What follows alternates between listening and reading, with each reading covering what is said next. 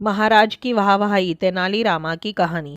हर साल राजा कृष्णदेवराय के जन्मदिन पर विशेष आयोजन होता है। बड़े उल्लास और धूमधाम के साथ इस अवसर पर कार्यक्रम आयोजित किए जाते थे। सारे राज्य के पंडित एकत्रित होकर यज्ञ और हवन करते तथा 7 नदियों के जल से महाराज का अभिषेक होता था। पूरे राज्य में उत्सव का माहौल रहता। महल में एक से बढ़कर एक कार्यक्रम होते। गीत, संगीत, नृत्य, नाट्य का आयोजन किया जाता। दूर दूर से कलाकार आते और अपनी प्रतिभा का प्रदर्शन महाराज के सामने करते और पुरस्कार पाते। इन समस्त कार्यक्रमों के साथ साथ दरबारियों द्वारा महाराज को जन्मदिन का उपहार भी दिया जाता।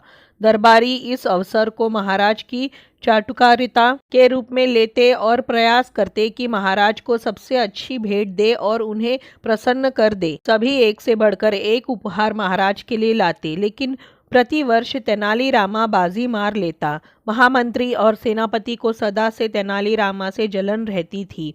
वे ऐसा कोई अवसर नहीं छोड़ते थे जब उसे नीचा न दिखा सके। जन्मदिन पर भेंट देते समय तेनालीरामा से मुंह की खाना उन्हें बहुत बुरा लगता था। इसलिए इस साल उन्होंने योजना बनाई कि तेनालीरामा को दरबार में सबके सामने नीचा दिखाया जाए, ताकि उसकी छवि धूमिल हो जाए और सबके बीच वह हंसी का पात्र बन जाए।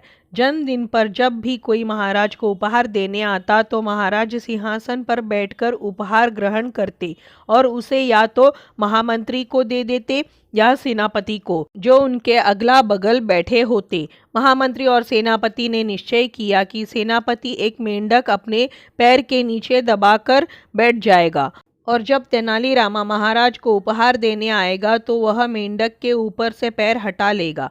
मेंढक तेनालीरामा के ऊपर कूदेगा और डर के मारे तेनालीरामा का संतुलन बिगड़ेगा, जिससे वह भी नीचे गिर पड़ेगा और उसका उपहार भी। इस तरह वह महाराज की दृष्टि में गिर जाएगा और दरबार में भी सबके सामने उसकी किरकिरी होगी। महाराज के जन्मदिन के दिन सेनापति अपने पैर के नीचे मेंढक दबाकर बैठा। दरबारी और अन्य व्यक्ति एक एक करके महाराज को उपहार देने आए। महाराज उपहार स्वीकार कर महामंत्री या सेनापति को सौंप देते, ताकि वे उसे उचित स्थान पर रख सके। जब भी महाराज उपहार महामंत्री को सौंपते, वह आसन से खड़ा होकर उपहार लेता, लेकिन पैर के नीचे मेंढक होने के कारण सेनापति ने महाराज के सामने बहाना बनाया कि उसके पैर में चोट लग गई है।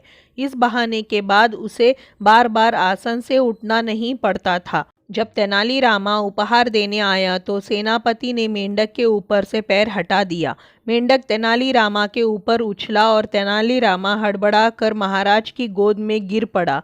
ये दृश्य देखकर महामंत्री और सेनापति बड़े खुश हुए कि अब महाराज तेनालीरामा पर क्रोधित हो जाएंगे। तेनालीरामा के स्वयं के ऊपर गिर जाने पर महाराज ने झल्लाकर पूछा, तेनालीरामा, ये कैसी उद्दंडता है? तेनालीरामा ने मेंढक मुट्ठी में पकड़ लिया था। वह समझ गया था कि ये महामंत्री और सेनापति की कारस्तानी है, लेकिन उसने उनका नाम लिए बगैर कहा, महाराज, आप मेरे कर्ता धर्ता है। आपको मैं जन्मदिन पर क्या उपहार देता? जो भी देता वह आपकी कृपा के सामने तुच्छ होता। इसलिए मैंने सोचा कि उपहार में मैं स्वयं को आपको सौंप दूं।